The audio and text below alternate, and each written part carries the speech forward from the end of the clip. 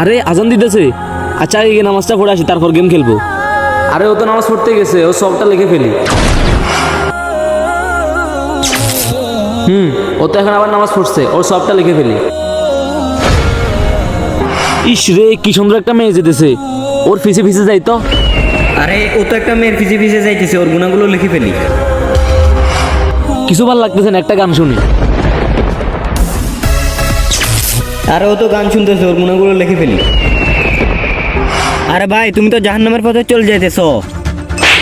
এই তুই জানাস না নামাজি ব্যক্তি কখনো জাহান্নামে যায় না? আরে ভাই আপনি একটা সওয়াবের কাজ করলে 10টা গুনাহের কাজ করেন, এই কারণে আপনার গুনাহের খাতার ওজন বেড়ে যাচ্ছে আর আপনার সওয়াবের খাতার ওজন কমে যাচ্ছে, আপনি জাহান্নামে যাবেন।